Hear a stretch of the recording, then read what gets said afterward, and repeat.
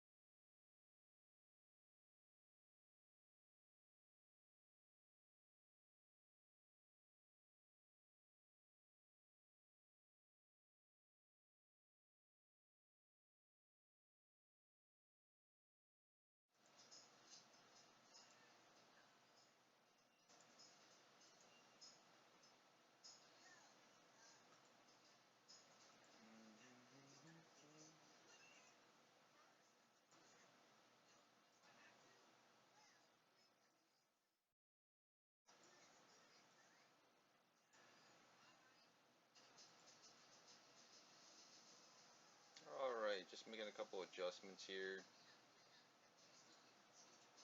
Trying to get things set up. Okay, we should have audio, mic, video, everything should be good. Alright.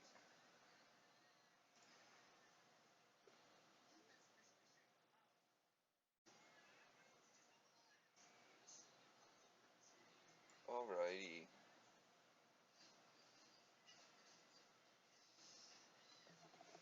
Okay, it looks like we are ready to roll. Hopefully, I'm not wearing my headset, but hopefully my mic's picking me up. Usually it does a decent job. Still need to get a new mic, but I just got the new camera, so a new mic's gonna have to wait. Either I'll have to get some donations, or I'll have to probably end up waiting until Christmas, but I'll probably get a new headset and a new mic, and that'll probably improve our quality substantially. But unfortunately, it looks like I lost my game save on our No Man's Sky. So if you watched any of the other videos, um, you would have known that I had a maxed out ship, maxed out backpack, maxed out gun.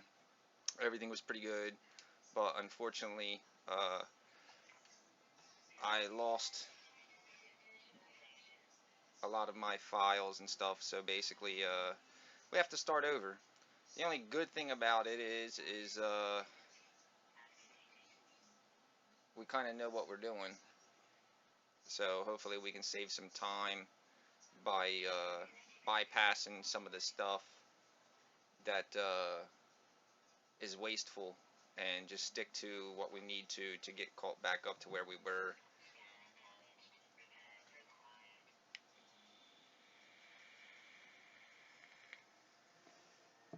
Uh, just trying to make sure everything's streaming well. Let's see what kind of planet they dumped this on. So far it's not looking too bad.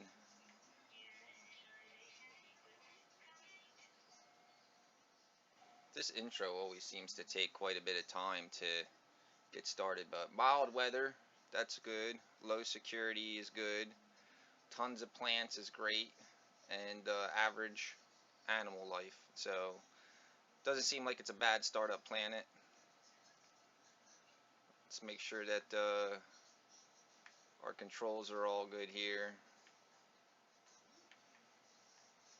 It looks like our frame rate's stable. Let's go ahead and start salvaging the wreck here. See how things go.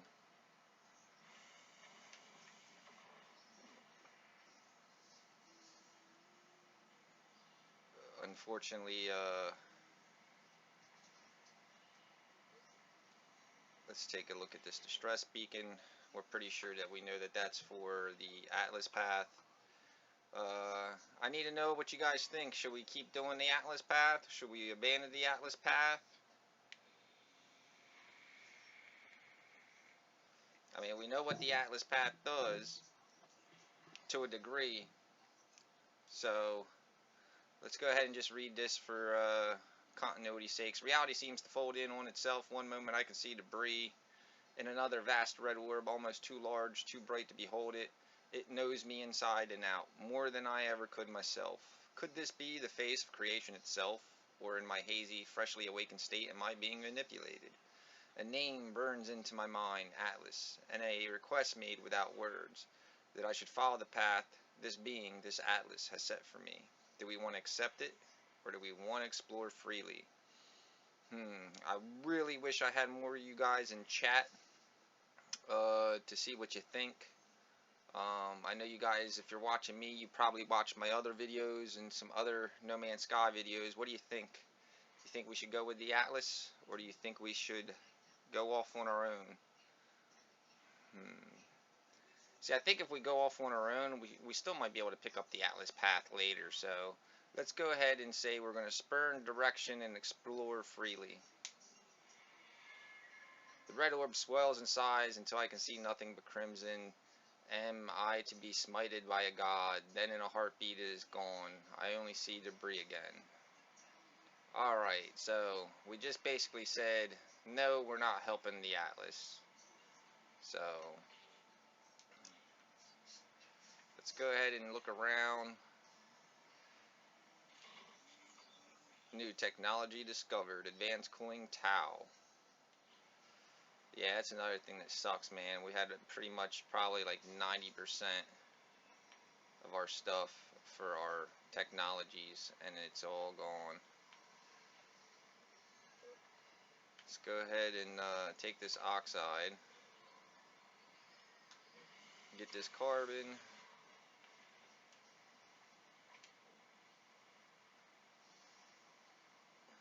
I think that was just a light boost.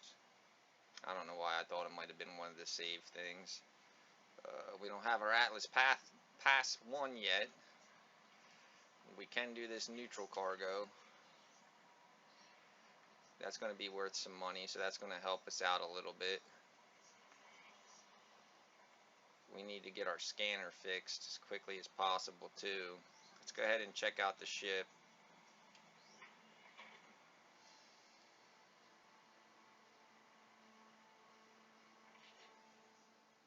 Launch thruster critically damaged. Press back to inventory. We need a Cartwright sheet. Alright, so let's go ahead and take a look here. And as we can see, we need to fix the thrusters with 4 Cartwright sheets, and we got to fix our pulse engine with iridium Cartwright sheets and zinc. So we pretty much need 6 Cartwright sheets.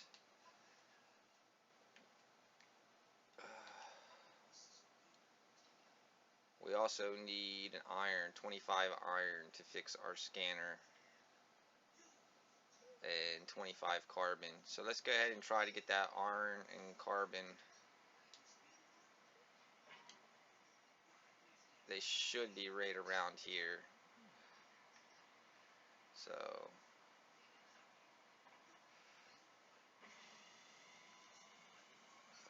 that's platinum. There we go. There's some carbon. There's some iron. Iron's going to take us a minute, but well, we're working with our pea shooter here, you know, so until we can get it back up to snuff, unfortunately the days of running around and just blasting the crap out of everything is gonna have to wait.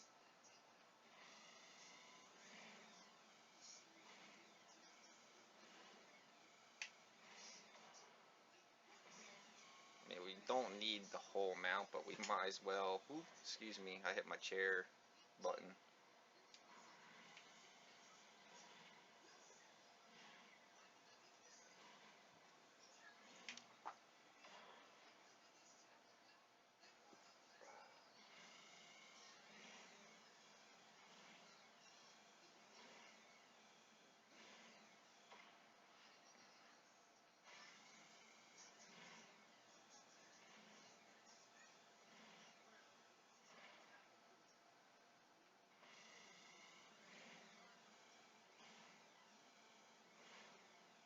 And there's the payoff. Ba-boom!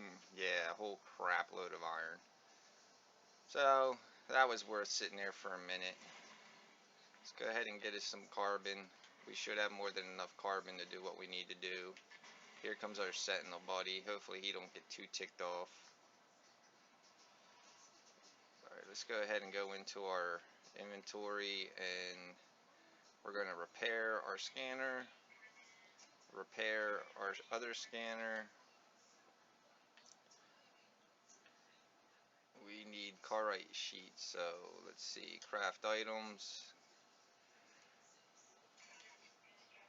There's one. Oop, wrong button. There's two. Keep hitting that wrong button. 3. 4, 5, and 6. 2, 4, 6. Alright. So we can repair this. And now we need zinc and iridium. So let's go ahead and move this up here. Move this up here. Check out the multi-tool. See if we can refill that up. Alright, we need some more carbon to top off our gun. And we're on a good start. Good start. So we need to blow some carbon up. I said we take out some trees.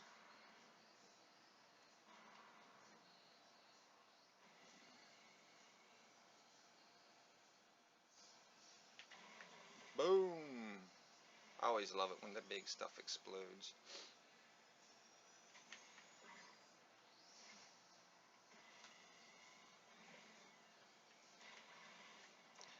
And there should be a big iridium spike shard sticking out of the ground there, the big giant blue. So we're going to go try to hit that up. And then we'll need to try to find some zinc.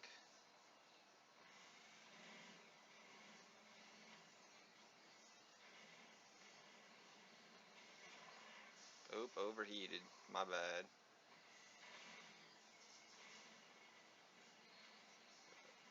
I'm sure that should do what we need it to, but I'm going to keep going because since we're right here with it, we might as well take advantage of it.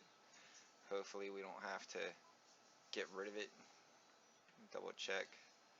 Actually, we need 200. Alright, so we need a little more.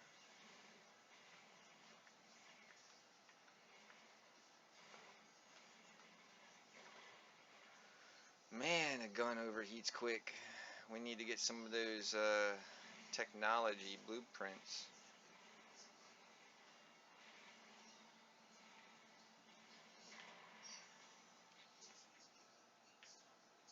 Double check. 200. Yep. So now we just need 20 zinc. We'll just take a little bit more for the sake of it. Whoa. Alright. Alrighty. Now we just need to find some zinc. Zinc. Zinc. Zinc. Zinc should be yellow if I'm not mistaken. If I'm wrong, feel free to correct me in the comment section.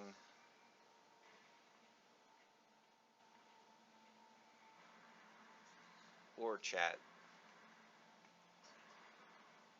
That looks like, ooh, that's iron. That's a thing that'll hurt us, so we're gonna kill it.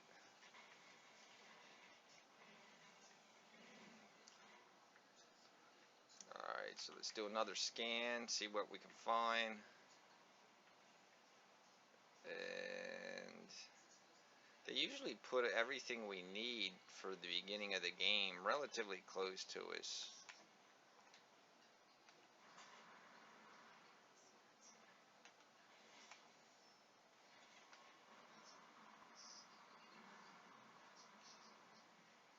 So I'm sure if I look around,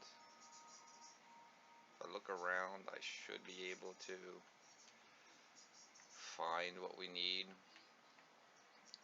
without going too far. So, how you doing, Steve? You doing good? I know you've been here for a while watching. I actually had to take a break for a while, and I just left the be right back screen up, and he hung in there and waited the whole time for me to come back. So I appreciate that. It's going to help out our watch time, even though I wasn't really being all that productive. But I'll make it up to you.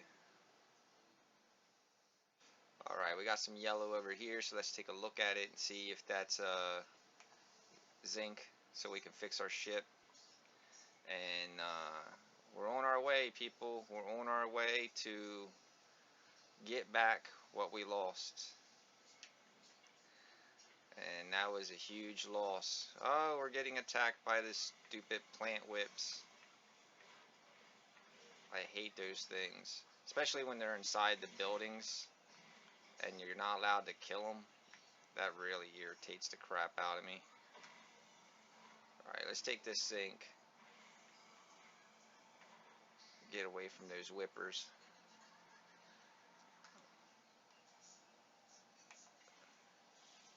See what's going on, buddy.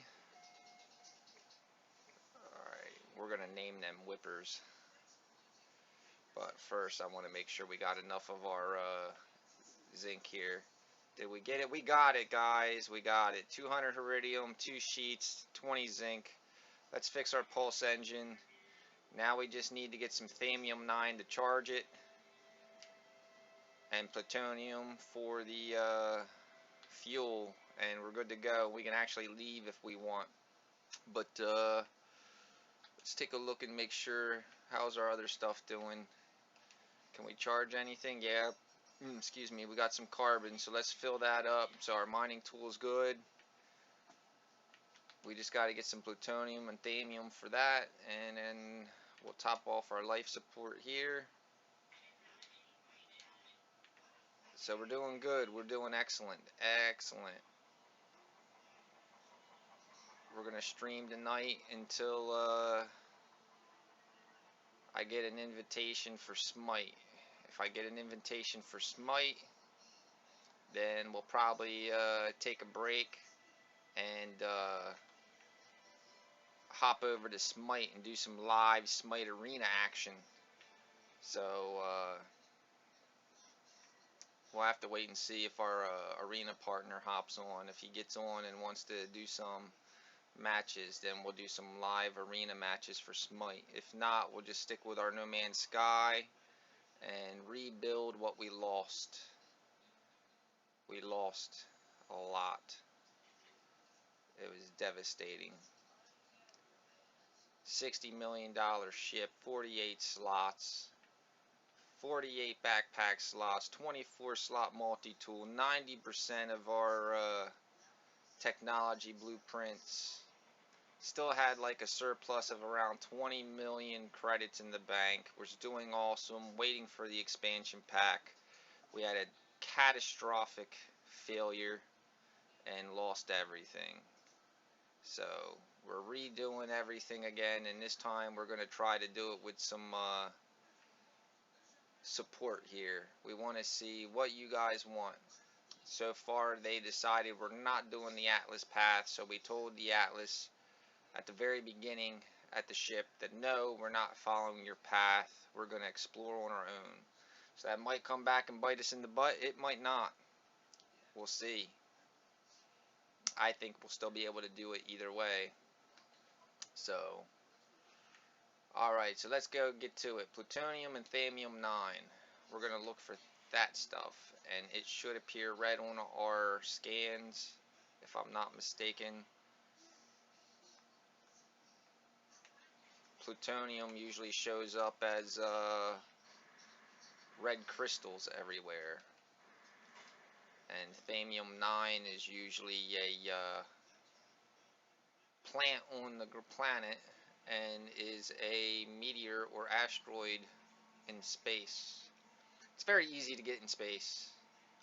Let's go ahead and jump in our Rasamama.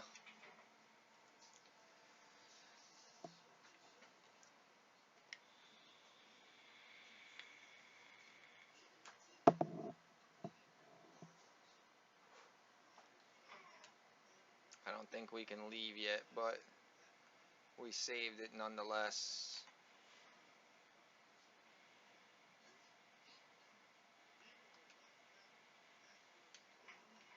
Let me see if it'll let me take off. Not enough fuel. Yeah, that's what I figured. Alright, so let's go and find some of this thallium and plutonium. And we're going to try to move a little quicker here by using our melee thrusting technique. Sounds a little bit weird, but it works. Especially if you get a running start. If you're running and you melee and then do your backpack thrust, you can actually get a nice little boost for traveling. Alright, let's do a scan and see what's going on.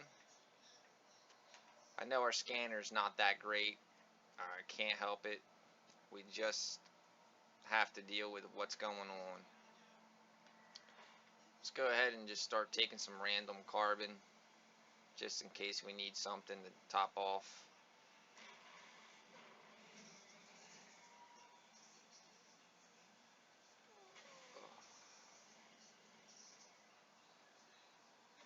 Oh, overheated. Alright. Give it a second. We'll take this tree and move on. Uh-oh. Here we go. First drone attack. Yeah, he's not happy. Let's let that cool down. That's what happens when you get too greedy mining. Alright. That was our first sentinel. New technology discovered. Grenade intensity tau. Excellent. Alright, we got a 1-star. Hopefully that will go away. Oh, what's this? What's this? What's this? No, it's another sentinel. Not the way I wanted to start things off, but hey, that's life. Oh, and we overheated. We overheated, Steve. There we go. Duck and dodge, duck and dodge. Oh man, are we getting jacked? Yes. Oh crud. I want to stop killing these sentinels, but they keep coming. I don't know what I'm gonna do.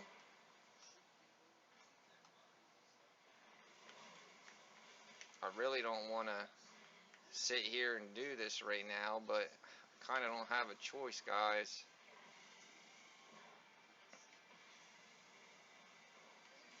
There we go. Alright, let's go ahead and get our drums. New technology discovered. New technology discovered. Oh man, what happened to our drum? I guess it disappeared. Must have bugged out. Nope, here it is. I think this is it. Inventory full. Not the way we want things to go. No. They really need to fix the notification system too. I mean, these milestones, they take too long. They interfere with your screen while you're trying to play.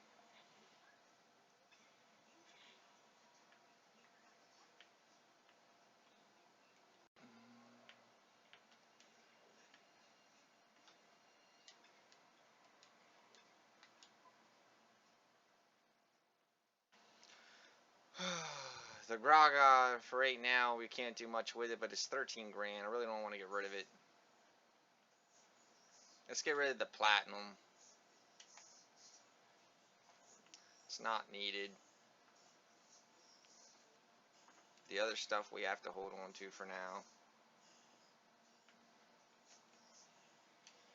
Neutrino module, that's just cash. We're probably going to have to dump that too.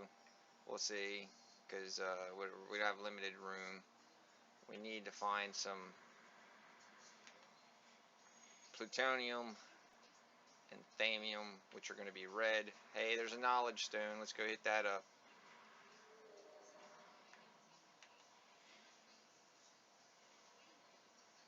What's this red?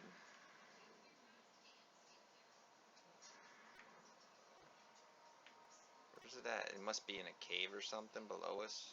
That sucks. Where'd that knowledge stone go? Oh, here it is. Let's go ahead and take that. Viking word for interloper. And if you're a No Man's Sky fan, you know you're going to hear that word quite a bit. Let's go ahead and scan our animal. And it looks like he's a prey, so he should not attack us unless threatened. Let's go ahead and do a scan. There's some red over there. Let's go check it out. Time to do some investigative work.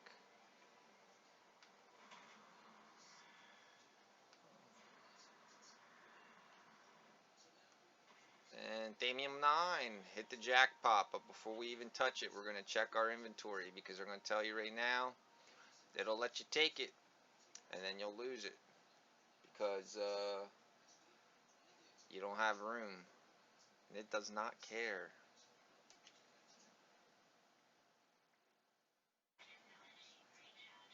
Alright, let's go ahead and dump this little bit of carbon, and now we should be able to pick up our thamium. It's not a lot, but it'll get us started. What's that? Probably crystallized platinum or something. That sucks, because we could really use that later on, but right now it's not doing us any good, guys. Not doing us any good. There's some more thamium.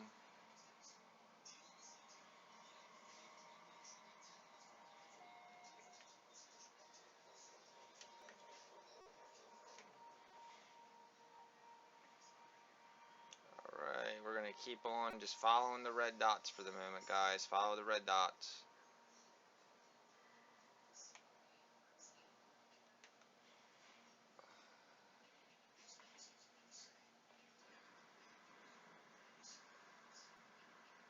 More thamium. I'll take it.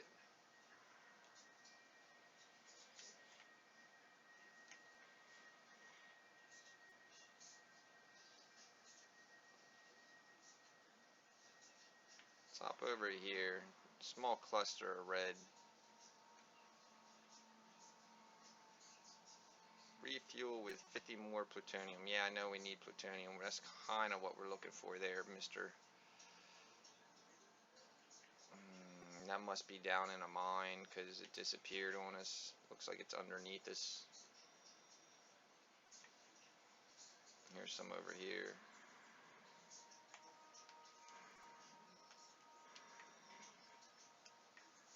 Where's she at? I just jumped. There it is.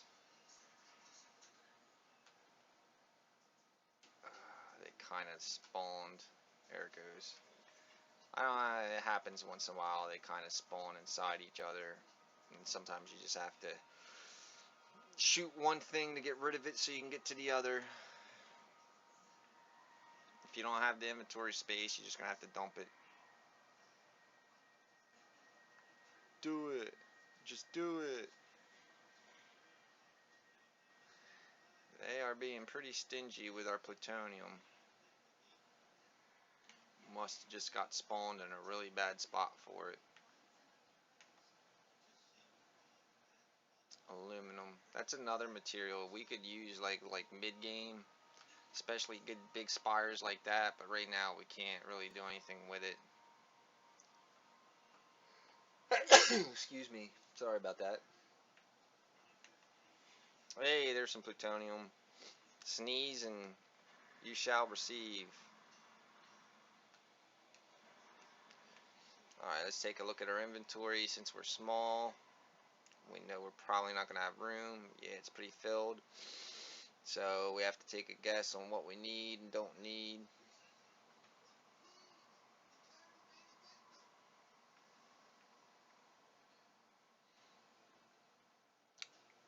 As much as I dislike to get rid of that shield shard, because that could help us in a pinch, it's also worth the least, so.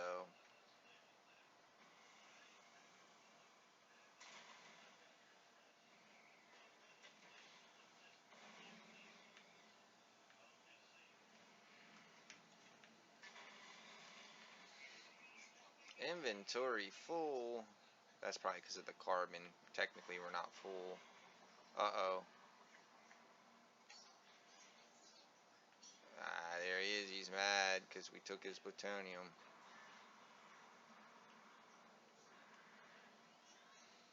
Alright, and here's a spoiler warning for you. I'm going to give you some information on later game information, storyline, so to speak.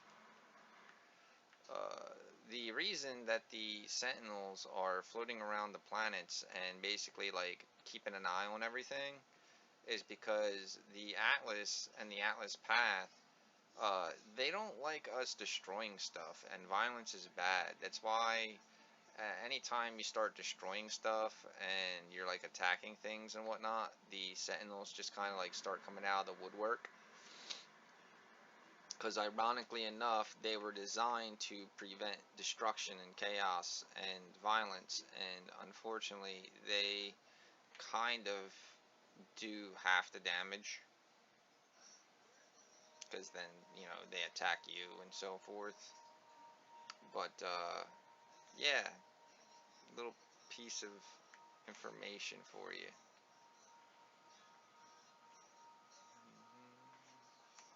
I'm going to start to try to make my way back to this ship. I don't have nowhere near the amount of stuff that I'd like to have, but we have enough to get started. Sorry, guys. You have to forgive my yawning.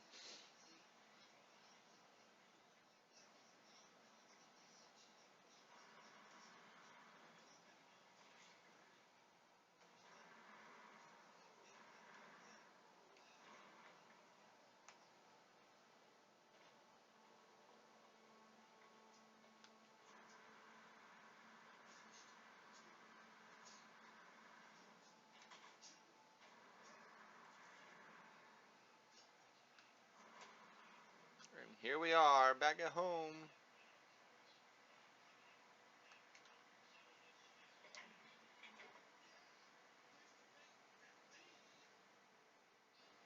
It's a shame. I really like the starting ship. I'd like to keep the starting ship, make it 48 slots. And everybody be laughing, thinking, oh, look at that little rinky-dink ship. And I'm like, yeah, I'll wreck you.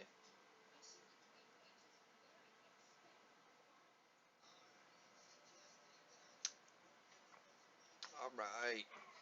Oh, wrong button. Sorry. But we did save it, so it's not a total loss. Alright. And let's start with our thrust engine. Plutonium. Got about 75%. Thamium. That didn't do too bad. Yeah, we're out.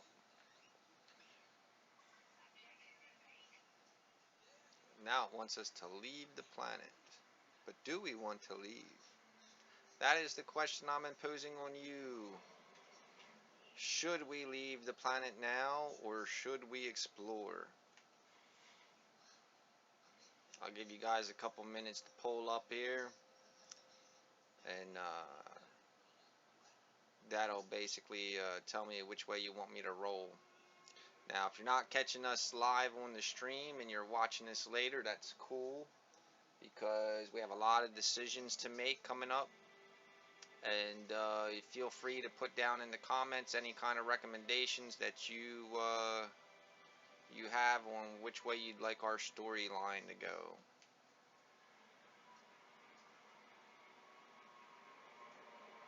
And again, remember to smash that like button. Please subscribe to the channel. New channel. We are trying to hit 100 subscribers, preferably by the end of the month. It's a little bit of a steep goal, but we're getting there. I believe we're up to about almost a dozen subscribers currently. So make sure you share, like, subscribe, comment. The only way that the content's going to get better is by people commenting on what they like and dislike. If you subscribe to the channel and you're getting tired of No Man's Sky and you want to try something different, you gotta let me know, because then that way, you know, I'll still do my No Man's Sky videos. I just won't be doing as many. But being that I just lost everything I had in preparation for the expansion pack with the base building, now it's going to take me some time to get that stuff back up to where it was.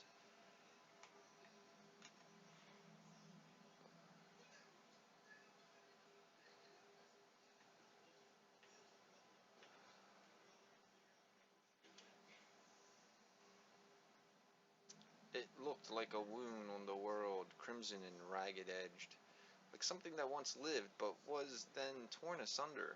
I should have stayed away. I had a sense to taste the air of this planet. I imagined it would have reeked with some kind of alien fetor, but nothing could stall my curiosity. Was it dead? Where I touched it, the surface was moist and yielding. It seemed to become motile, then crawling on a mat of slow cilia, moving from me. I should have left it alone.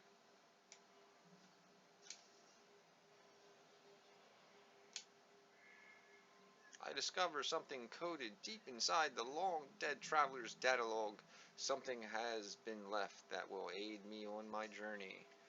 Bump, bump, bump, bump. New technology discovered. Coolant network Tau. Not bad. Not bad. They come in handy, especially once you get all three of them and you start stacking them with all the shields for bonuses. Yeah, they can save your butt.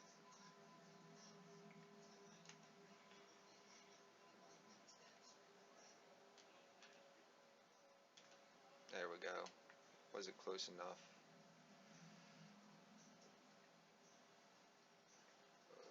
Alrighty, I think this is pretty much empty here, so we're going to get out. It's a shame because this building's a nice big building and there really isn't anything in there.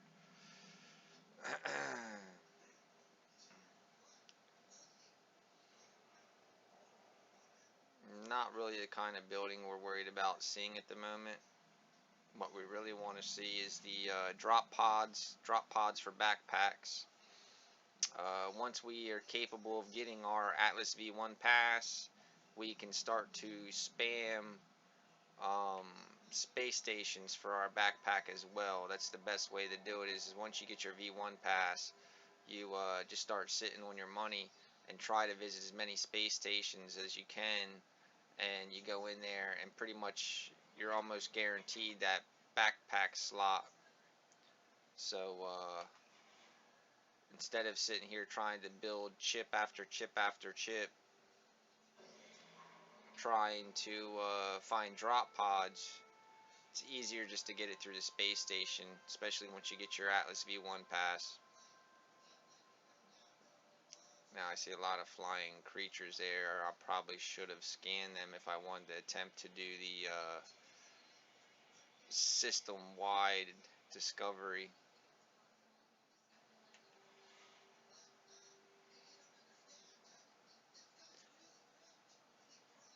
I really believe that your best chance for the portals and stuff, if you're just starting out, is going to be the knowledge path, which is exploration. Yeah, you're going to want to try to find everything and anything you possibly can. If there's exclamation points, you want to go to these places. You want to talk to the creatures. You want to find the knowledge stones. You want to learn the languages. You want to go to the monoliths. The monoliths are a big part of it. You need to learn the history, the story behind the um, the different races in the game. Uh, who are the Gek? What are the Gek doing here? Um, are the Gek as innocent as they portray themselves to be? Who are the Vy'keen? It's like, why are they here? What are they doing? What's their goal? That's why you need to explore and learn about these different histories of these different aliens, because that is where you're going to discover, oh, well, I can get this special multi-tool from this guy, and I can, learn these rare technology blueprints from these guys, and it's a lot easier to gain stuff when you have the knowledge to do it. And you get that knowledge by research. Sounds lame, but it's the truth.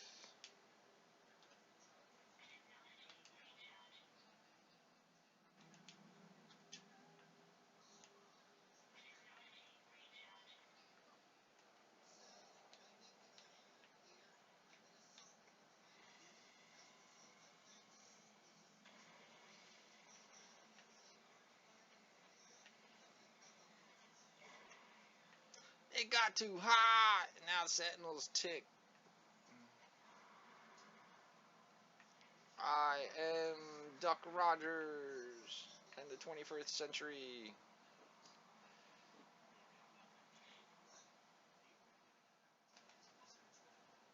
Let's see if we can transfer some of our stuff over. So basically, this can be transferred because it's not something we're going to be using. This can be transferred. That's not going to be something we're using. We can sell them in the space station when we get there. The titanium can go in there for the moment. Let's drop the full plutonium in there, so that way we can still gather plutonium on that. And iron, the zinc, iridium. So that stuff's all good. Alright.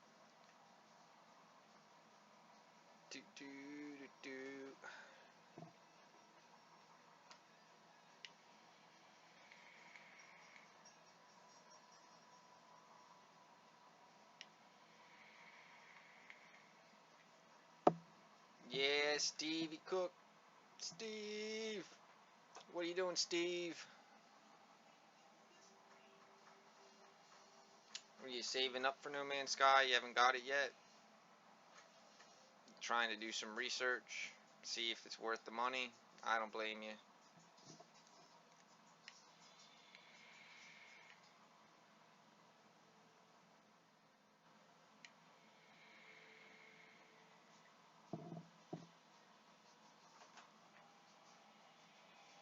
Alright, just trying to figure out in my head what's best to do. Unless you guys have anything in particular you'd like me to do. Right now we're kind of limited on our potential. I know that we can go into space, but going into space we'll get a bunch of thamium. I mean, we can accomplish that little quest, but the quest isn't a milestone. And we can go to the space station, but we really don't have enough resources at the moment to sell at the space station. So I'm gonna say I think I'm gonna veto you guys for leaving, and we're gonna stay at least for a little bit, because if we're gonna leave, I'd like to at least leave with full pockets, because then that way, when we get to the space station, we can at least sell the stuff and get the money. And at this point, because we're broke, and unless we do the ship hunting for the 48 slot ship, which takes time because we have to keep finding the next best ship over and over again and fixing it, we need to buy it, and if we buy it, we're talking probably 70 million. So yeah, it's a lot of selling stuff.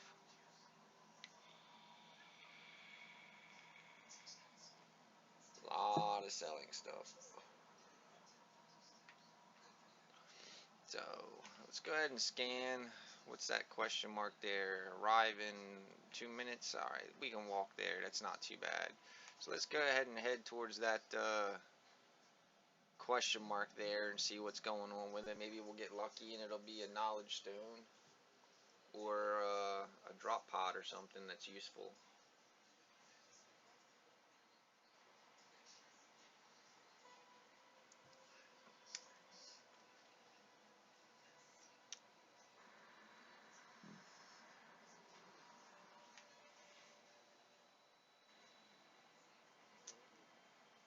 Try to keep an eye out for stuff that way.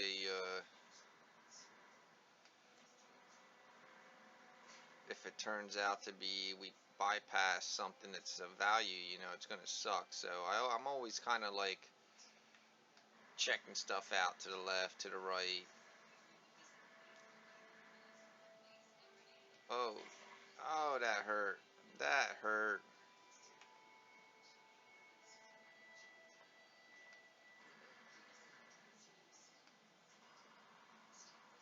Alright, there's a pretty decent jump. We're gonna run out. We're gonna run out. Ah. I always feel like we're gonna snap our legs when we do that. But it looks like it's a building. So maybe we'll get lucky. We'll see what's going on there. Maybe we'll meet our first alien race again. Congo Valley undiscovered. Well, we just discovered it.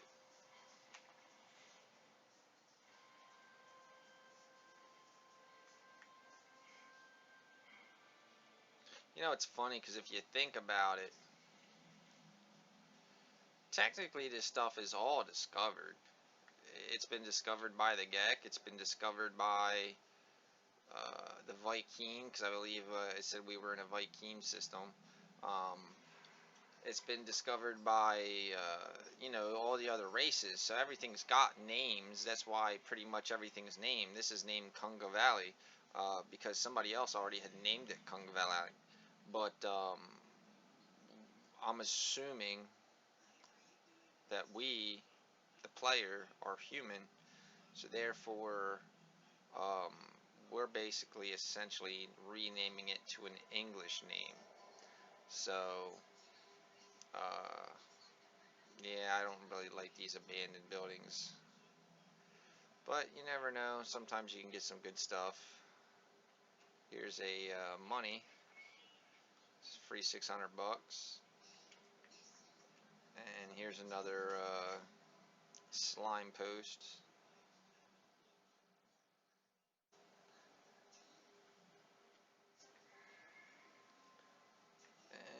And what's it got for us? Hopefully it ain't something that we already have.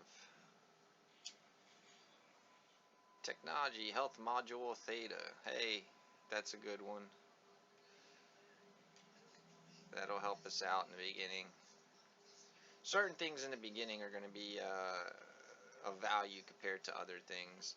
Um, I don't want to say nothing is important because every piece is important, but certain things are going to make your life a world easier if you have those things versus other things.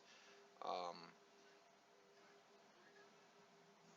if you don't get in a lot of trouble with sentinels, then your defenses don't have to be all that great. Your ship doesn't have to be that great. If you're not spending a lot of time in space and you're not fighting space pirates and stuff like that yet, and you're spending more time on the planet, then obviously you're going to want to focus on your planet-wide utilities versus your space utilities. So don't I want to sink my resources into my spaceship right away, trying to pimp out those technologies when I need to pimp out the technologies for the technologies on my body.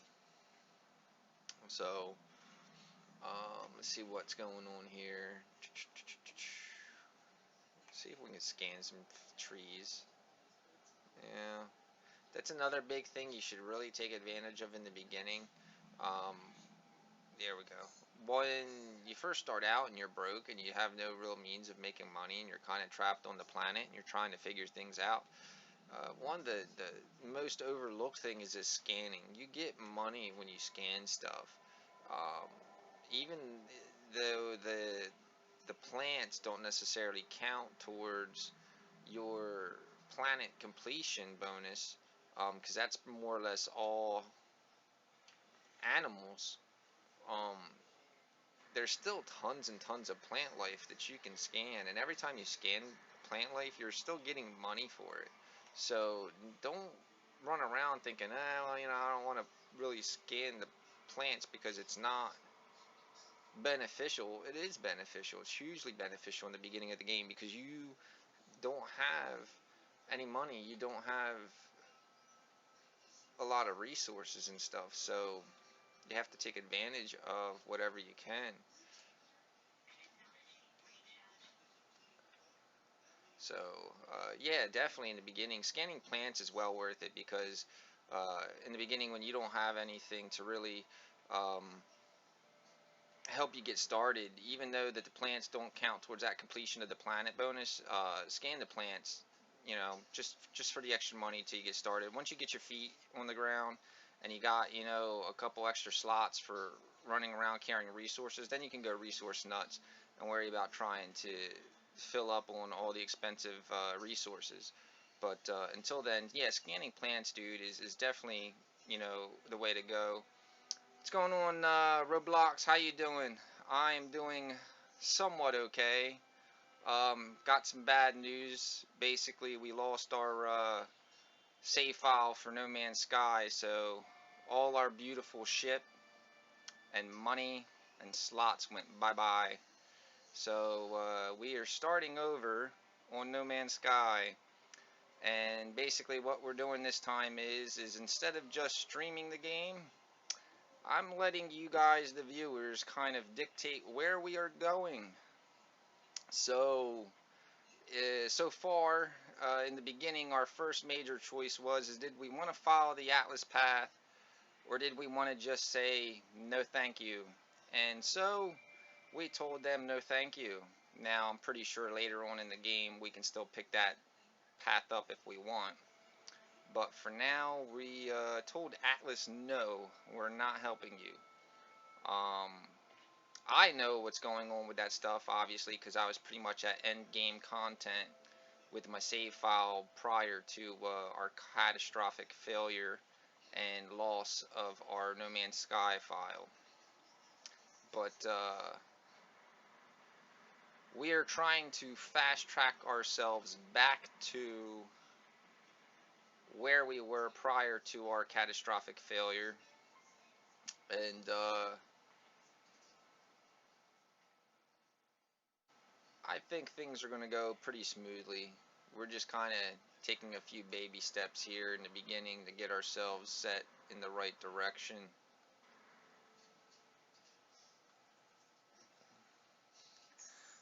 So let's go ahead and pop a scan, and we're going to take a look. As you can see, we're 12 slots, almost full. But everything's going pretty well. Let's see here. We can. I thought we picked some. It's probably because we're too far from the ship. I'm sorry. Yeah, because we do have a little bit of thamium. And that Gek Charm's going to sell nicely too with 11 grand. So, in the beginning it's tough. You kind of have to make some hard choices until you get some extra inventory room. Because we're poor and we don't have any money and we're going to need money, we definitely want to try to hold on to the Gek Charm here because of the value of it. So unless we end up with a stack of resources that's going to value higher than that, we're going to make sure we try to keep that as long as possible. But at this point, we're not doing too bad. The ship's repaired. We have enough resources to leave the planet, and we have a little bit of resources on us. So let's start making our way back to the ship, and then we'll see what you guys want to do. If you want to go ahead and get off this planet, the starter planet, this is our first planet here, we'll go ahead and leave, and then we can take a vote, a poll here, and see where you guys want to go, if that's what you want to do, or we can stay on the planet and keep on exploring. One of the things we were talking about to some of you guys who were just tuning in earlier is that one of the key things that you guys have to look at when you are playing the game and you are heading towards that end game content, especially if you're one of these portal seekers, it's all about the knowledge, guys. You need to know what you're doing, and I'm not just saying that as far as, oh, well, you need this, that, and the other to make things work.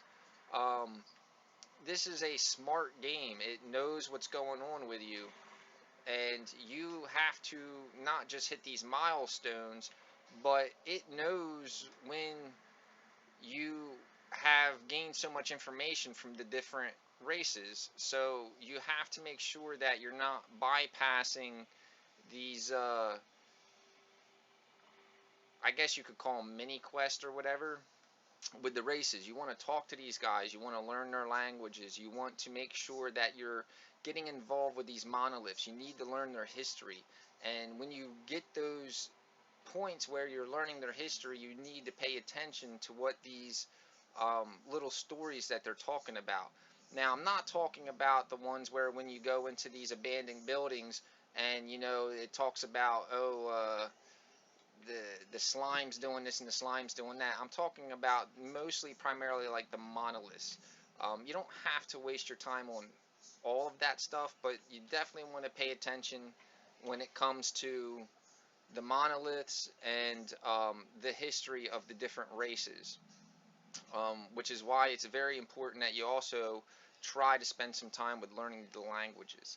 Um, if you're following the Atlas path and you get to points where um, you go to one of the anomalies and they send you to the Atlas, and when you first touch down in the Atlas, you're in a giant room and there's tons of what look like round globes on the floor that light up when you get near them. And they generally will teach you a lot of words when you touch them.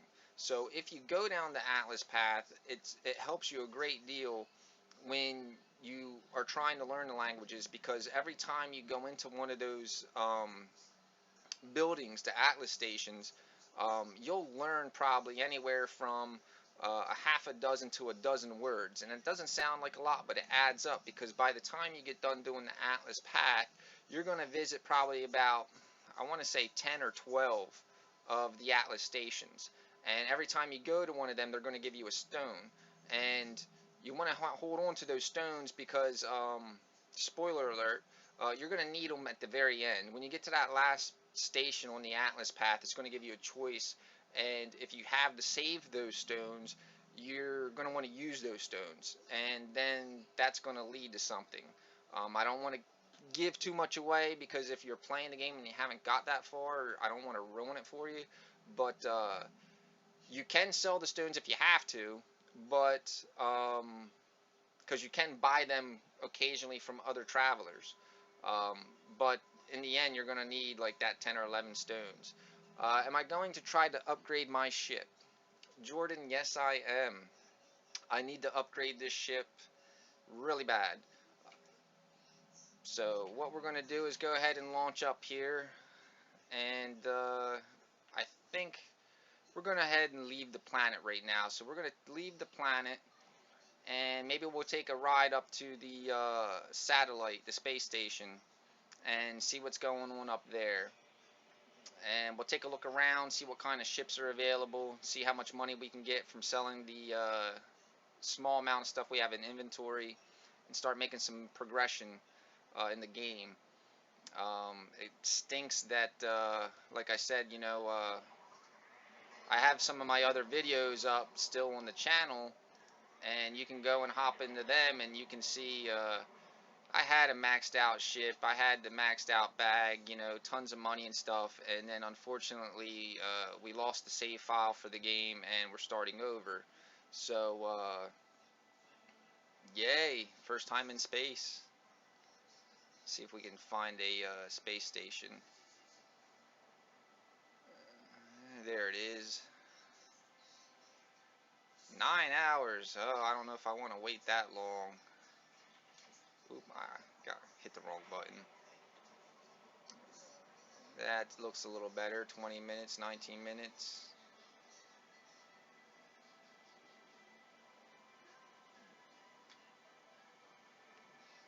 We can cut that time down here by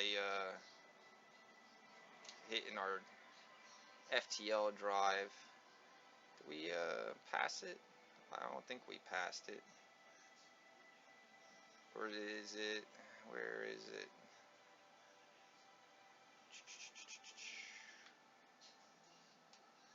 I think the planet might have pulled us out of the FTL because the station was kind of going behind it. One of the things that kind of irks me, and I hope that they do kind of fix it later on, is the mapping. I hope they actually give us the ability to have some kind of map. Even if it's something like, we have to fill it in ourselves as we go versus giving us a completed map. I think it would be a lot easier for setting waypoints and finding ourselves back to the places we want to go. If they're going to go ahead and let us do stuff like the base building, which is supposed to be in one of the bigger patches coming, um, if I'm going to invest, even if it's like just a couple hours, if I'm going to invest a couple hours just in building a hut, like the cheapest, crappiest base that we can build, I'm going to want to be able to get back there. Especially if, you know, it's going to take resources to build that hut, then we're going to probably need somewhere to be able to stash resources. So if I start stashing resources there, I'm going to want to be able to go back for those resources, man. But that's all in the future. Right now we're focusing on trying to find that space station we just lost by accident and upgrading this ship. Jordan wants us to upgrade our ship, so we're going to make a good effort on trying to do that, even if it's just me claiming my um, ship from pre-order. So if we don't like this Razamama, which is the name of the starting ship, we'll go ahead and claim our pre-order ship, which will give us the warp drive. You have to be careful with that. I'm not sure if they fixed this bug or not, but I'll let you guys decide and we'll deal with it if it happens. There was an issue where if you got the pre-order ship and you claimed it, you had a hyperdrive, and when you got that hyperdrive, you didn't technically learn the blueprint to build the hyperdrive, and then later on in the game, if you ran into a problem and you needed to build the hyperdrive, you didn't have the blueprint for the hyperdrive. But I do believe they fixed that issue.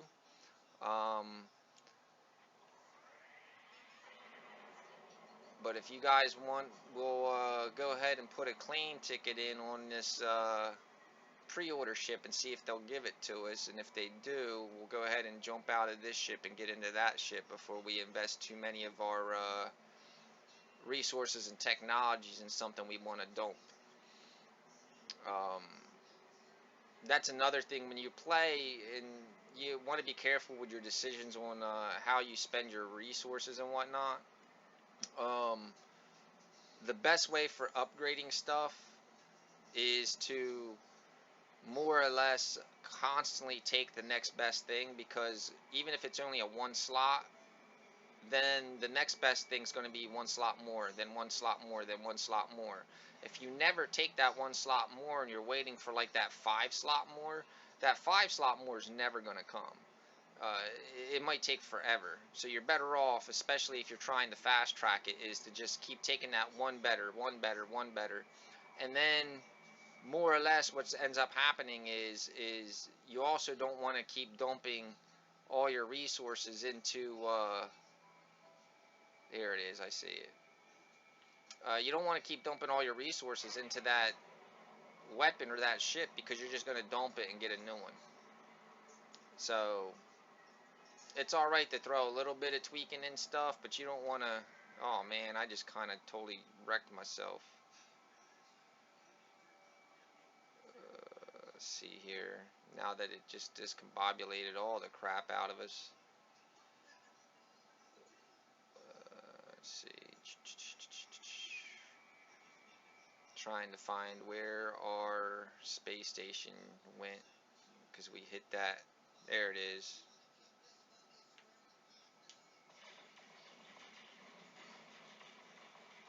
Copper. Copper's nice. There we go. We're flying through the crater that we created. Alright, back on track. Here we go. Heading to the space station. Looking to upgrade our ship. Got to start taking some leaps and bounds here, guys. We got a lot of stuff to make up for losing.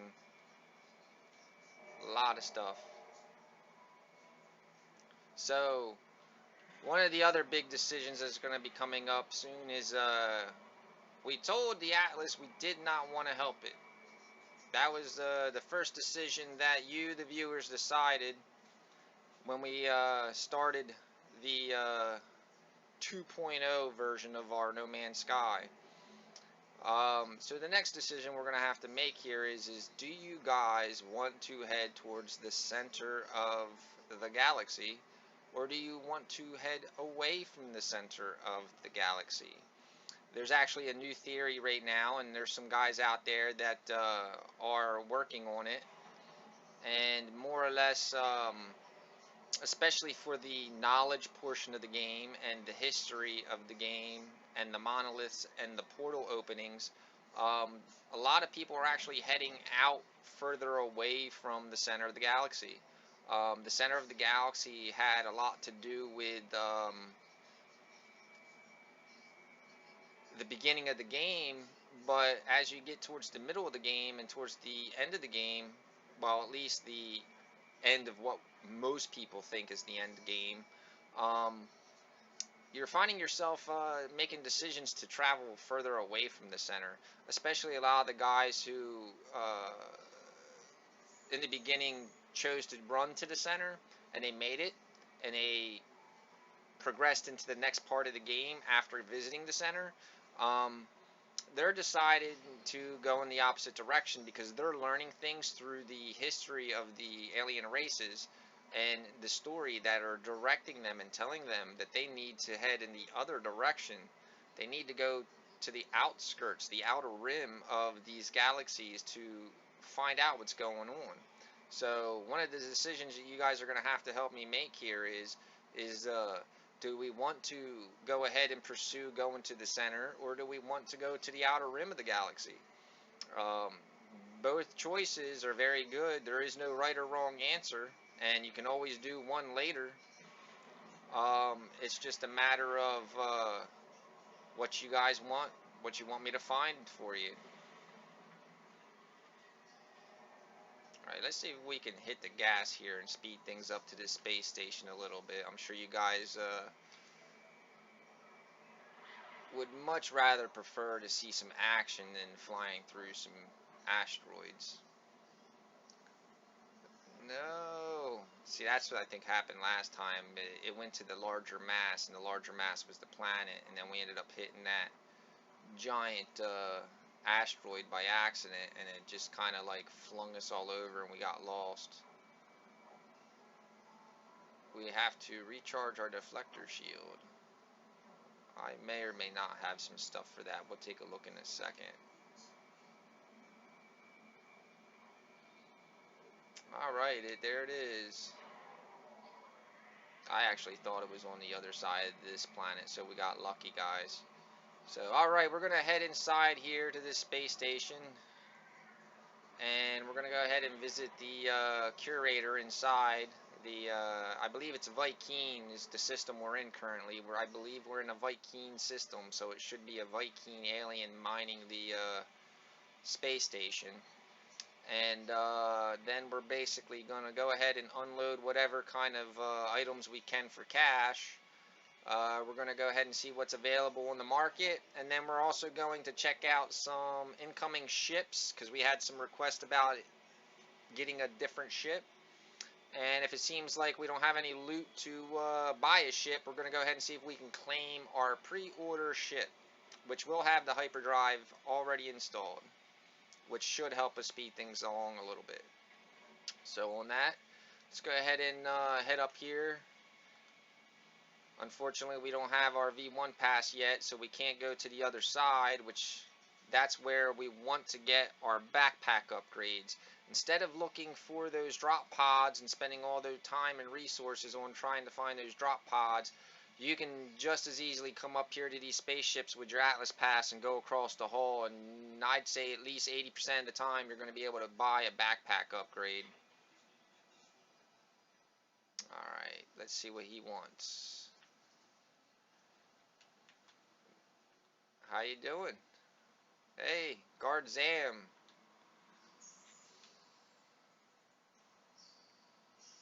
Guard Zam, current Viking standing neutral. Blah blah blah blah, interloper, blah blah blah blah blah blah blah. Yeah, that's why we need to learn these languages, guys.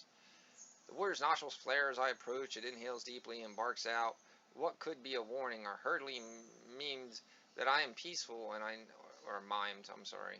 That I'm peaceful and know a little of its language. It takes a second to think, then suddenly grabs my multi-tool while barking again into my visor, streaking up with saliva. It's pointing at the indicator that shows which elements I carry. I do my best to keep him calm.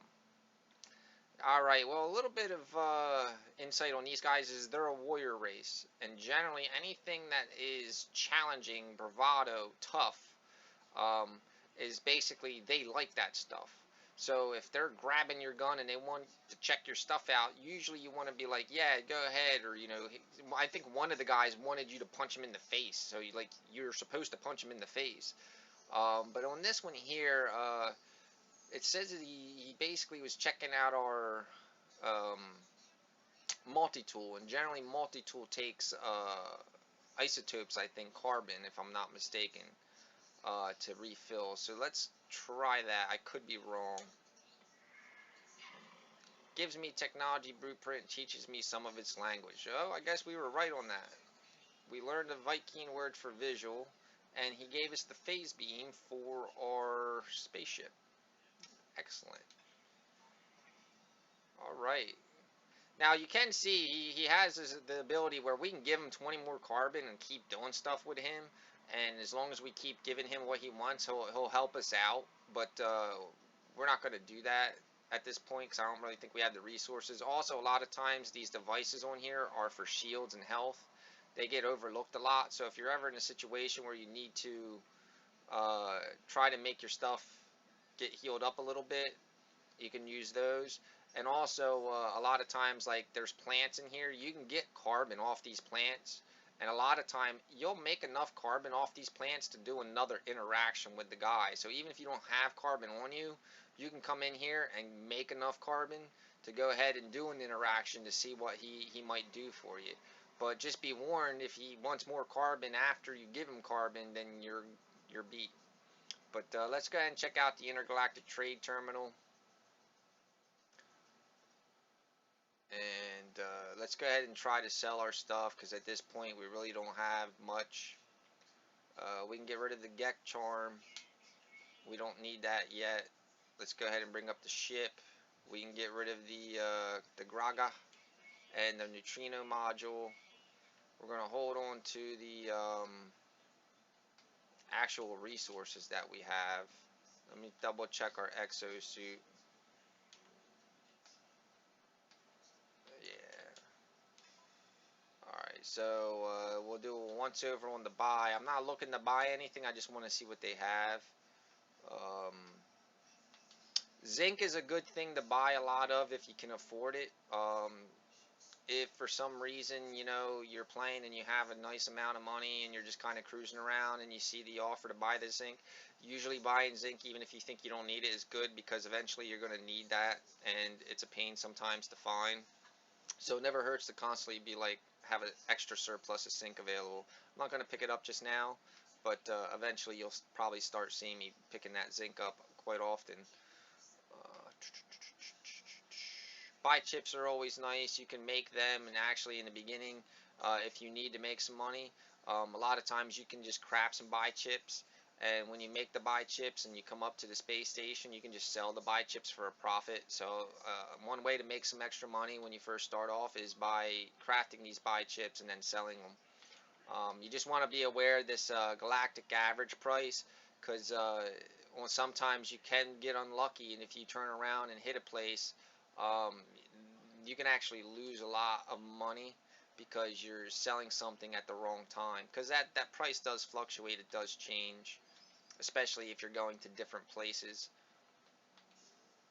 But for now, let's go ahead and bug out of that. We don't need it. We unloaded a couple items that would make us some money. I think we're up to about 38,000 credits, which is a nice little start. And don't look like our space station's too popular at the moment. Let me go ahead and see if I can, we got 3 slots available there. Let's transfer this, transfer this, transfer that. Can we fit it? No, we can't fit it. Fudge. Does anything need a refill? Let me try something here. What I'm looking to do here is I want to try to claim our second ship, if they'll let us.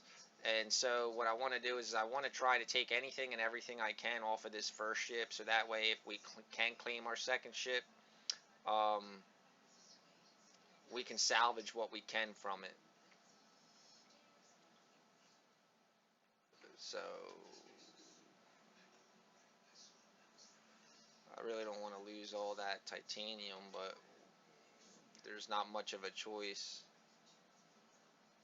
Let's see. Let's go ahead and dump this thamium. We have a full stack of it. We'll bounce back over here. We'll pick this titanium up. We'll transfer it.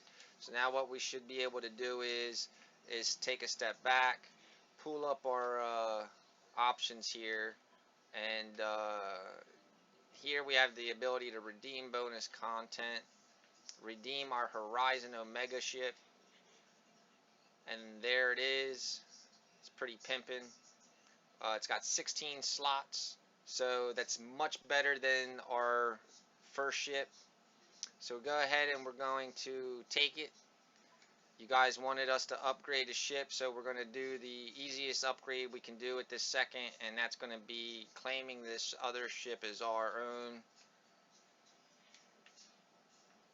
And there she goes. And there she is.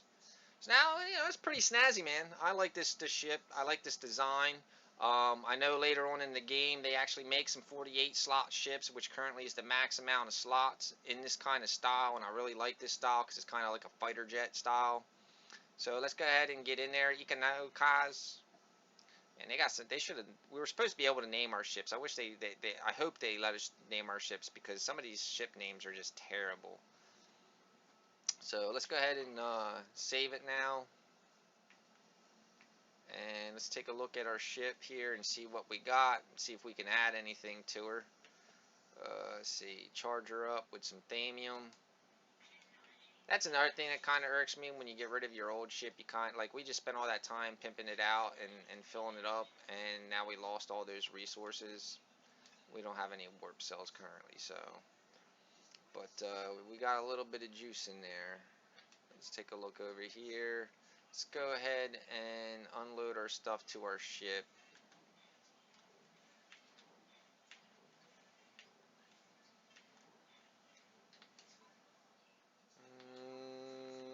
Actually, let's keep the plutonium and the carbon on us, and we'll leave the other stuff alone. Now, what do you guys want to do? Do you want to explore the rest of this system now that we actually jumped a little bit and we have a hyperdrive? Do you want to look at the next system? Do you want to head away from the center? Do you want to head towards the center? You guys let me know in the chat window on what you want to do, and that's what we're going to do. Is whatever the majority vote is at the time of the stream, because obviously we're not going to be able to be at a 48 slot ship by the time we log off this evening. But you tell me what you'd like us to do. It's our game at this point.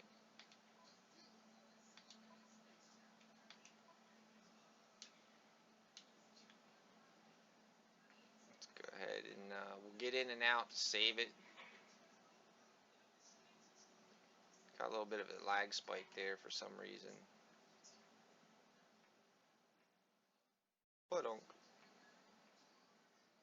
So what's the chat say? What's the chat say? You guys making up some decisions here or what?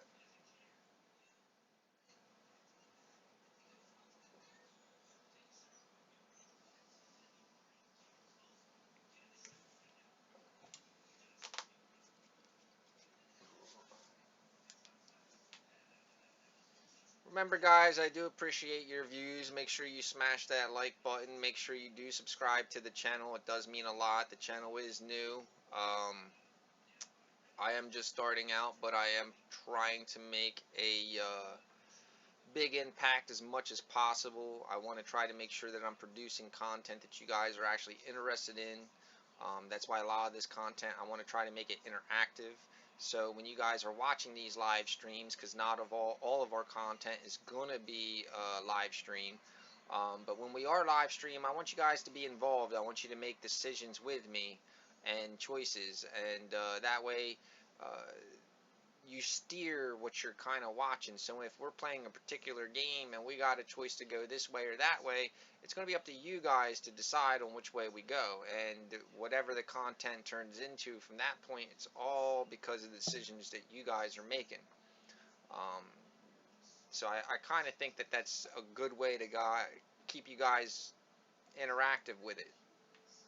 So that's the way that we're taking our No Man's Sky version 2.0 here. Unfortunately, after losing that save file, um, we have to start over. Hello, Officer Huganab. Boy, interloper. Yeah, my name's not Interloper, dude. They always call me that, but I don't know why. Let's go ahead and make an offer on his ship. What's he got? 25 slots, not too bad, but he wants 1,829,000 units. We don't have that loot. Personally, I think we should be able to strong arm him and take his ship, but that choice is not available. Not Grand Theft Auto. Should be, but it's not. Alright, Econocaz S64. Why don't we just call you the S64? Alright, S64 launching from the bay.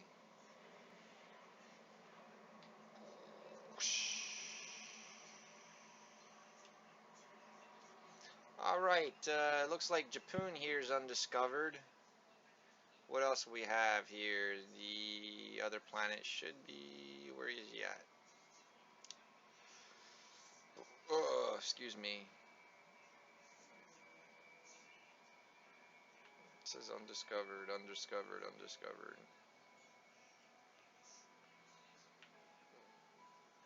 Looks like a Pokeball. I think it looks like a Pokeball. What do you guys think? Am I just playing too much Pokemon Go, or did that look like a Pokeball to you?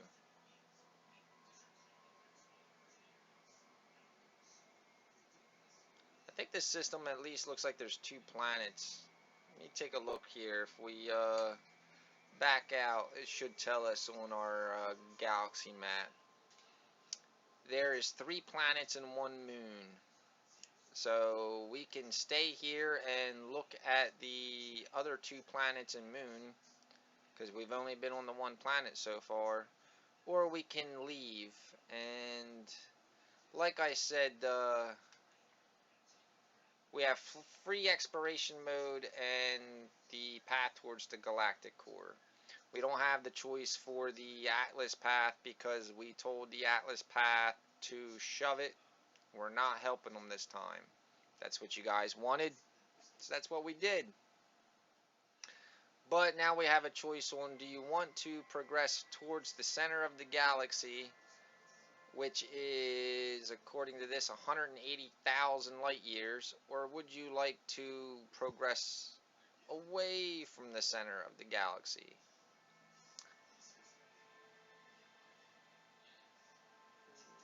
There's a lot of stars out here that we can go to. A lot. And every star that you see technically is a solar system, is what it is. Every star you see is a solar system. And when the planets get close to the center, you end up basically, spoiler alert, you basically go to the center, and the center takes you to another galaxy. This galaxy, what's the name of it? I can't think of it off the top of my head. Crud. I think it begins with an E. Is it the Ecodissel? I think maybe. Do you guys know in chat? Maybe.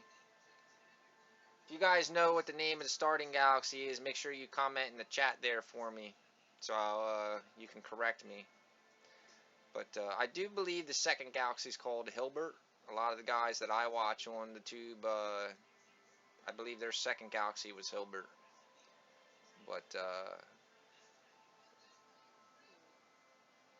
you can see there's different color stars, really pretty, green, yellow, whites, reds, blues.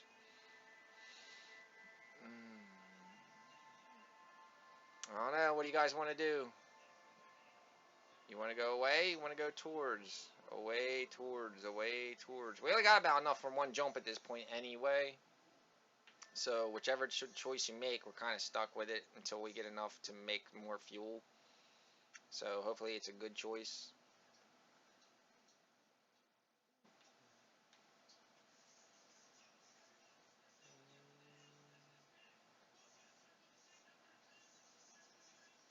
Let's see. The line you're seeing should be the path towards the center, and the center is going to be the brightest, shiniest thing you can see on the screen.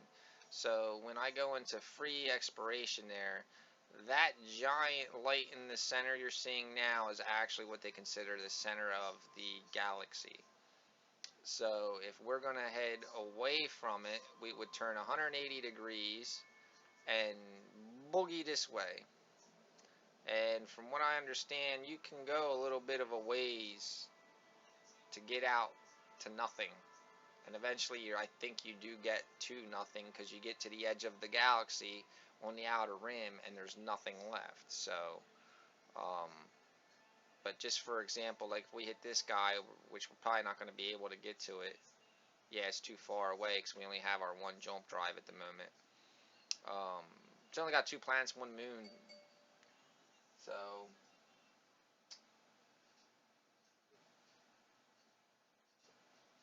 alright. That's our Smite partner hitting me up there. He's basically letting me know that we're still probably going to be on for Smite, but he's going to be a little late. So that's cool. But yeah, let me respond to him real quick. And while I'm doing that, see if you guys can figure out whether you want to go to the center or away from the center.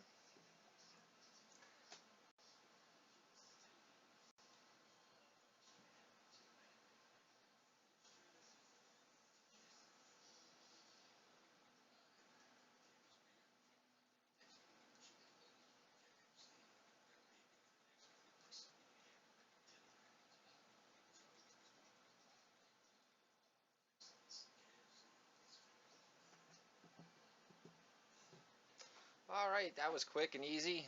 Just had to let him know that I got his message and just to let me know when he's ready to do some Smite.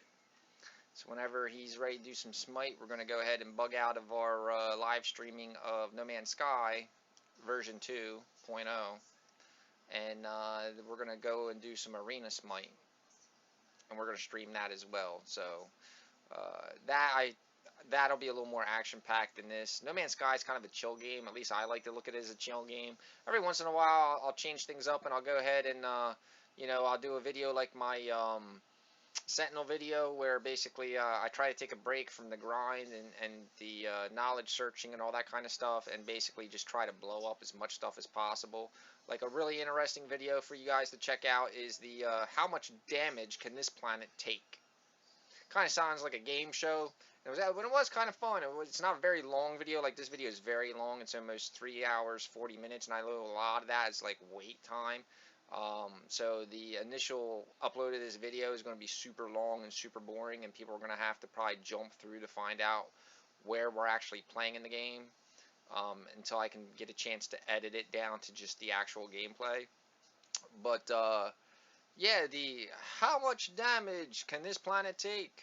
That was actually a fun little game to play, and it's not very long, so you guys should check that out as well, because that will give you an idea on how much damage we can actually do to a planet, at least at this point in the game on the version that we're playing.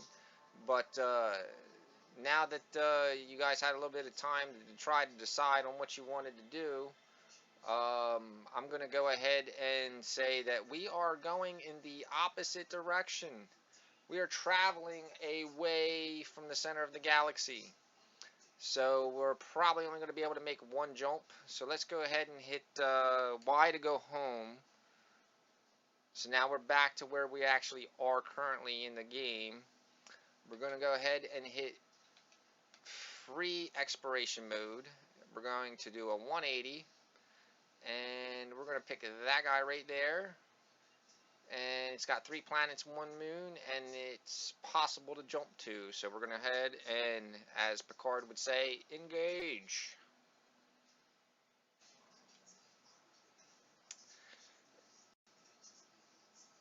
Alrighty. Game's being a little bit funny there. There we go. We are in FTL. Yes, we do need a new graphics card. Unfortunately, at this time, it's going to have to wait. We're going to have to make do as long as we can. But we do have the GTX 1060 or the GTX 1070 is what we're looking at. And we're trying to find the best version of that card. That's probably what we're going to be looking into getting. So if you guys like the video, subscribe, share with your friends, get them to watch it, and watch the unfortunately the advertisements do help a lot, so watch the advertisements. If you can't donate by going to Patreon or hitting the donation screen on the channel, watching the videos, liking the videos, subscribing to the channel, they do a lot of help for everything with the channel. They're going to help us grow. We already made a big jump by upgrading the webcam. We actually have 2 webcams going currently, but we're only streaming with the one. And we need to get a new headset, new mic, new graphics card. One of the monitors needs to be replaced. There's a lot of upgrades that need to be done, and they're not really superficial upgrades. They're not just upgrades to say, you know, oh, I want a new this, so I'm going to tell everybody we need to upgrade. No, the stuff I have really does need to be upgraded. My poor headset, I think the battery doesn't really charge that well anymore. It's missing some of its earmuffs. Um, by the time I pay to replace the battery and get the earmuffs replaced and stuff, we can pretty much buy another headset that's better. So it's not worth repairing. We might as well just replace it. I mean, heck, if things go well enough, maybe we'll do some kind of giveaway, and any kind of tech that we have that we're replacing, maybe we'll do a giveaway. We'll clean the stuff up, you know, we'll fix it. We'll throw out the few dollars to get it fixed, and maybe we'll do some kind of giveaway with this stuff. But on that, let's go ahead and find our first planet. Now we just jumped into our new system.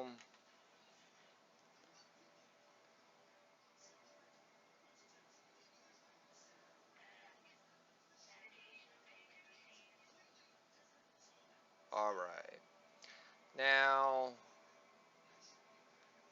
this incoming signal detected that we just found here. Let me rotate here a little bit. These pitch and yaws, man. I don't play a lot of flight simulators, but when I do these pitch and yaws, I actually get a little bit nauseous. It's very important when you first start the game, when you do this first jump, that you do go to this beacon here. Because if I'm not mistaken, I could be wrong, but if I'm not mistaken, this beacon, this transmission detected, is very important because it's going to help us be able to progress through the game. And if we don't go to it, we're not going to be able to get the blueprints and stuff that we need.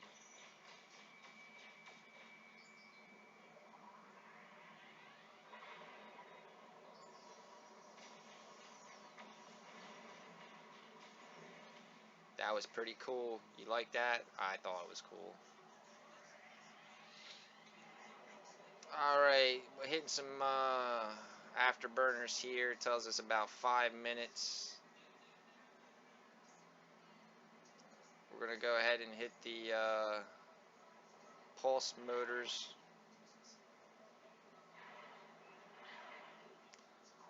Now this is always tricky for me because it says we have 18 seconds, 17 seconds, but that's at the current speed. As soon as you let off the gas, that timer starts to go back up. So you kind of, what you have to do is like ride it as long as possible, and then like try to hit the brakes at the last second, So when the timer starts to go up, it's like, oh, you only got like 10 seconds. It's a little bit tricky.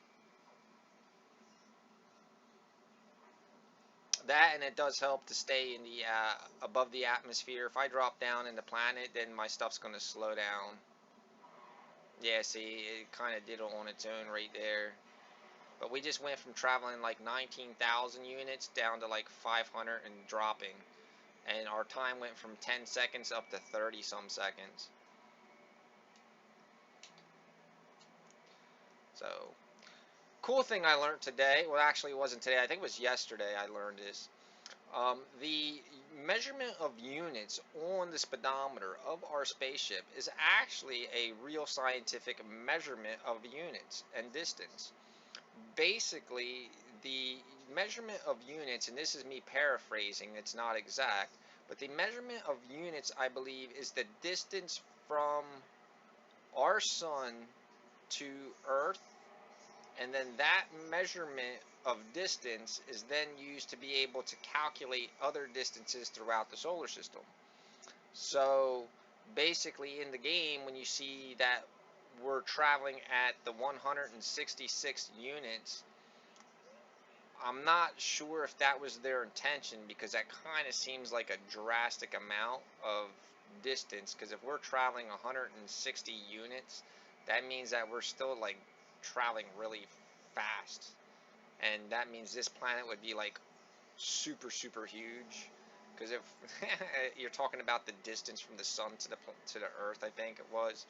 I could be wrong, but if you Google it, it is real. There is a real thing about the measurement with the units in space. So I thought that was kind of really cool, because anytime I'm playing any kind of game where the people who are working on the game, they take these science fiction games and they try to root them in real science as much as possible. I think that's awesome.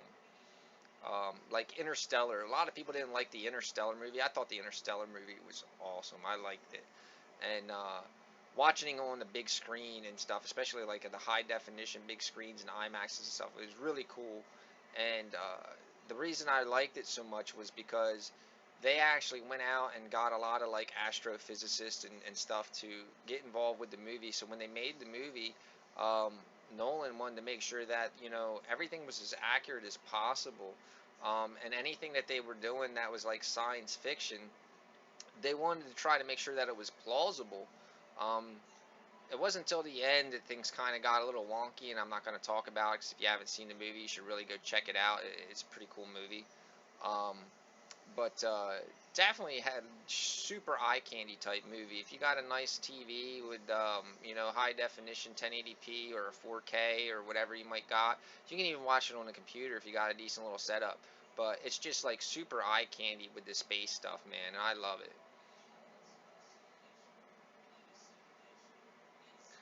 Man, this beacon's turned out to be a lot further away than we thought it was, but we're gonna tough it out. 20 some more seconds. Just keep going. I got my finger on the booster. Take a vape break. Vape break.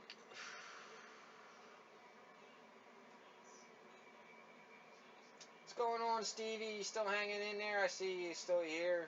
That's cool, man. He's been here the whole time, and even when I had to take an extended break, I was gone for a while, just kind of streaming. He just stayed on the channel, went and done stuff, you know, around the house, and then he came back. It's like, yo, man, you still here? And I'm like, yeah, I just came back. He's like, all right, cool. So, props to Stevie, man. Stevie's been here the whole time. Just before I get ready to log off, dude, I think I'm going to do some naming, and I'm going to name some stuff for you, Steve. Some of you other guys that stopped in today, Jordan Thomas, Roblox, The Animal Jam. I'm going to make sure I try to name something after you guys, you know, for coming in and checking us out. All you guys have been here for a while. I'm going to try to input your names on some of the planets here in game.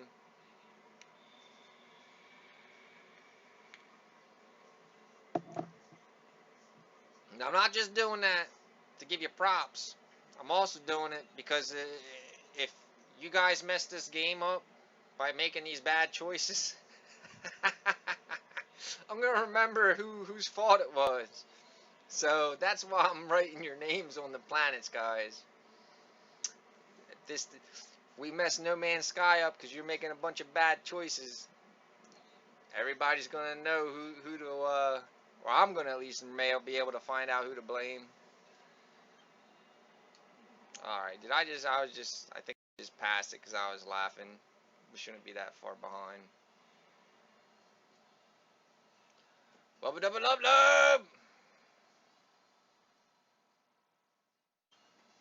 Yeah, we passed it. Sorry guys, I wasn't paying attention. But we're gonna get to this beacon.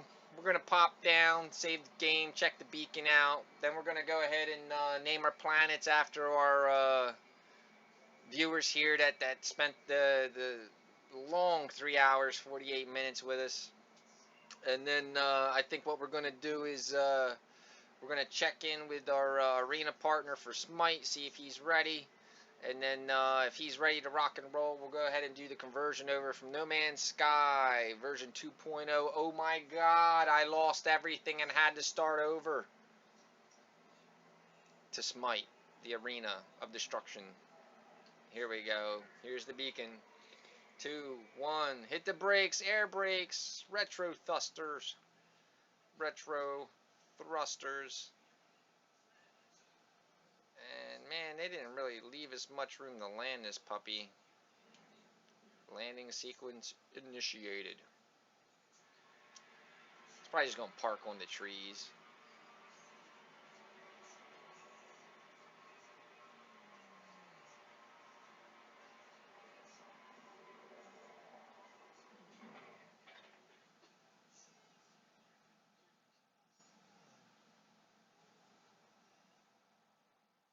Freezing weather, regular sentinels with frequent flora and frequent animals. So that's not a bad planet except for it's really cold. Which, in my opinion, I think that's probably a good chance. You know, if you guys ever watch the Science or Discovery channels and stuff, I'm really big on those shows about space, and some of my biggest heroes are these guys you see on TV, like Neil deGrasse Tyson, Neil Tyson deGrasse. I always get his name mixed up. But dude, that man is a superstar. I love him to death. He is so smart and funny, and I follow him on Twitter. And um, I believe that, you know, trying to find a planet that is in the Goldilocks zone, the just right zone for us to be able to live, is going to be a little bit difficult. So in the game, you know, when we touch down on these planets, and it's like, man, it's like really cold, or it's really hot, or hey, the atmosphere over here is kind of like toxic, I can totally believe that that's real, because we can land on a planet that has oxygen, but you know what? There might be other stuff on that planet that, you know, isn't good to breathe. You know, an example is like carbon monoxide. You know, carbon monoxide is poisonous. It comes out the back of our cars. It comes, you know, out of cigarettes and other stuff when you burn it. And we could touch down on a planet that has natural high levels of carbon monoxide in the air, and it could be toxic for us to breathe. We could probably live on that planet, but it's going to have adverse effects on our bodies because it's not something that we're supposed to be breathing. Now, if we're talking long-term survival of the race, I would imagine over time our bodies would adapt. You know, they would evolve just like they have on Earth to the point where, you know, we would be capable of breathing, you know, the high levels of carbon monoxide. But in the beginning, it's going to be rough. You know, the death rate's going to be high. There's probably going to be abnormalities and growths and cancers and all sorts of stuff that's just terrible for us. But man, I think how could we just walked right by this thing? Sorry about that, guys. I'm trying to get to this waypoint here and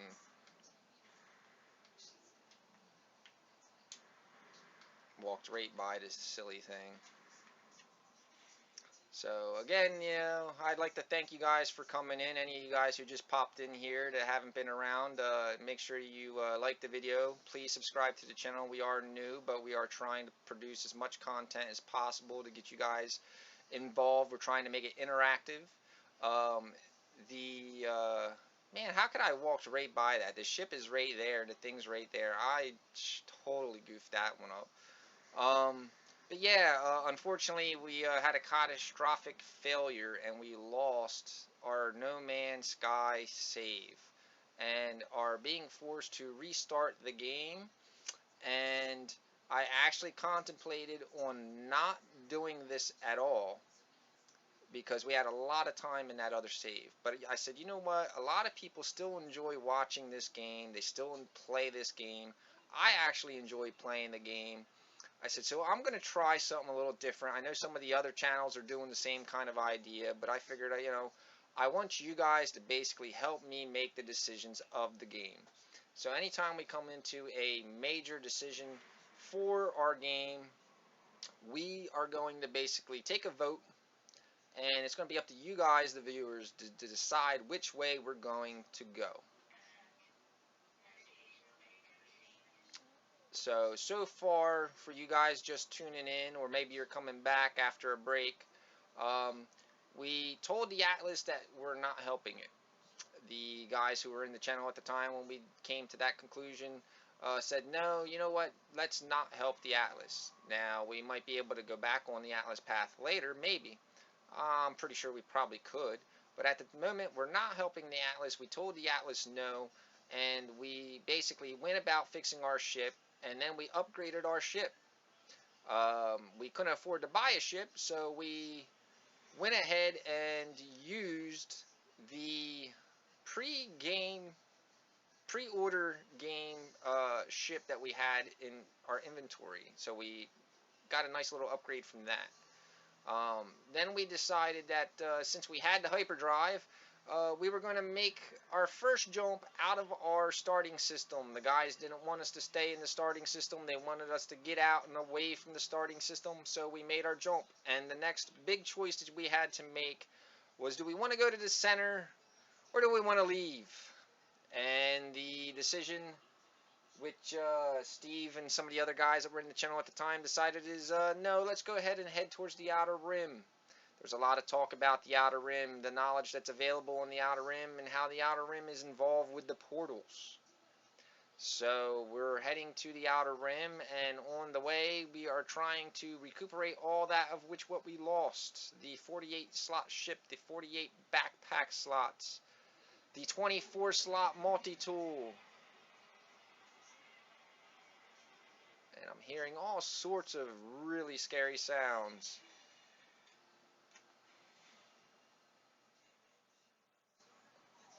And it is super cold. Alright, I think what we need to do now is we need to get into our ship before we get eaten. And we are going to try to head over to the waypoint that was generated by, which is there, by our first waypoint. That outpost. I have a feeling that that outpost is going to be giving us something that we need. So we need to go there. I don't think that that's something that we can vote on. So let's get in our ship. That'll save us from the protection of the cold for a bit. And let's go ahead and launch up and head towards that outpost. The reason I'm trying to get to that outpost is because I believe in the beginning this first waypoint that leads us to the outpost is something that we have to do. I believe that's where they give us something like the antimatter or the hyper engine blueprint, which you have to have that stuff, so we can't skip that stuff. If it wasn't something that I thought was important, I would be like, hey, you guys don't want us to have a hyperdrive, that's fine. I'll make 1,000 videos of us just driving through space, and you're gonna have to like and subscribe and watch that stuff because that's what you want. But I don't think you want to watch us just like cruising through space with no hyperdrive, so I think it's important we pick it up.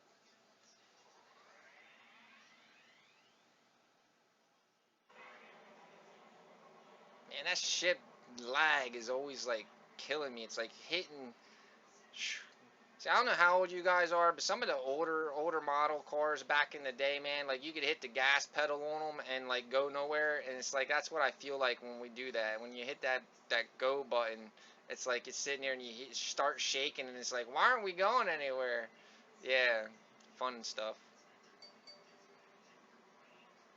All right, I'm getting my notification now that's telling us that it's time to get off of No Man's Sky and convert over to our Smite arena match. So what we're going to do is I'm going to get to this outpost here and we're going to save it, and then we're going to log off of No Man's Sky and we're going to be converting over to playing some arena on Smite. So at this time, I'd like to thank you for spending the time with me watching No Man's Sky version 2.0 and helping make the decisions that we needed to make to progress through the game. Make sure you like the video, make sure you subscribe. Feel free to leave any kind of comments in the game. Do you think we made good choices on not helping Atlas? Do you think we made good choices on heading to the outer rim of the galaxy instead of going to the center? Do you think we should focus on getting our ship pimped out, or do we need to focus on getting our body pimped out, our multi-tool pimped out? What's important? What do we need to do? Comment below. Make sure you tell your buddies to stop by, check me out. I am Remington Reeves, and this is No Man's Sky 2.0. Oh my god, we had to start over. And here we go. Is this Corvax? I believe this is a Corvax guy.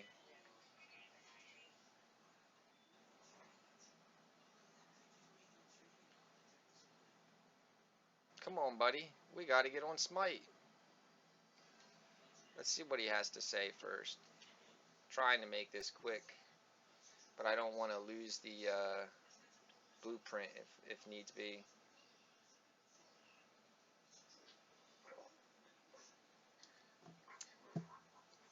Give me a like. Come on, guys. Give me a like for my soda can cooler warmer. It's pimping.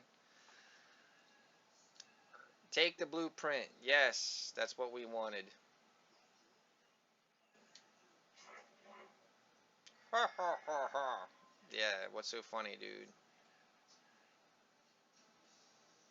Come on, man. This stuff is slow. Sean Murray, get this stuff fixed, dude. This stuff is too slow. Come on, dude. Give me the blueprint. Give me the blueprint. Give me the blueprint. Give me the blueprint. Blueprint.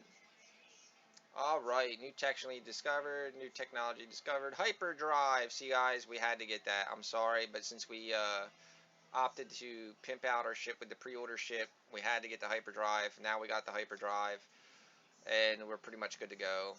And then it told us that we had to go to the space station, but we're not going to do that today. We're going to hold off, and we're going to get on Smite here in a second. So I just want to run outside and basically save our game.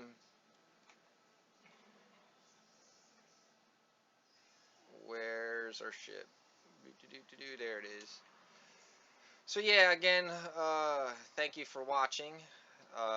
Please like the video, subscribe, share it with your friends. I appreciate it.